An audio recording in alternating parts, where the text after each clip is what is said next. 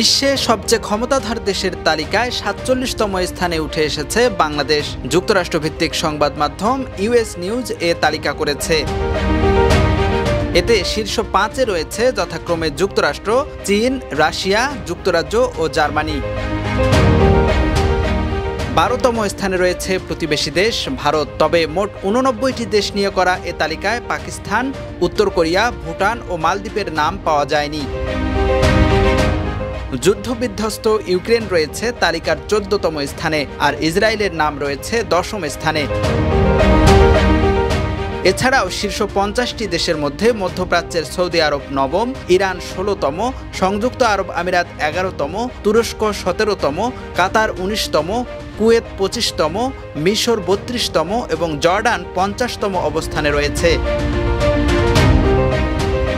এদিকে এশিয়ার দেশ মালয়েশিয়া ৪৩তম ও বিশ্বে সবচেয়ে বেশি মুসলমানের দেশ ইন্দোনেশিয়া ৩৫তম অবস্থানে রয়েছে।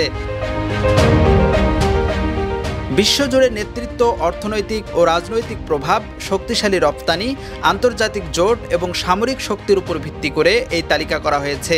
এছাড়া গুরুত্ব পেয়েছে দেশগুলোর পররাষ্ট্রনীতি, সামরিক বাজেট এবং বৈশ্বিক গ্রহণযোগ্যতা।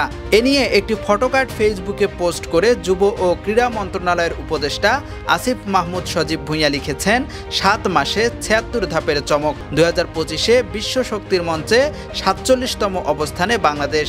এটাই আমাদের জাগরণ।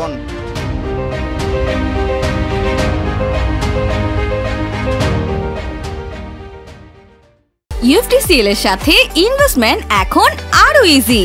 আমাদের নিজস্ব ট্রেডিং অ্যাপ ইউএফটি ফার্স্টে পাচ্ছেন শেয়ার বাজারের সম্পূর্ণ সমাধান, এনলিস্টেড কোম্পানির অ্যানালাইসিস থেকে শুরু করে রিয়েল টাইম আপডেট, সবকিছুই এখন এক প্ল্যাটফর্মে।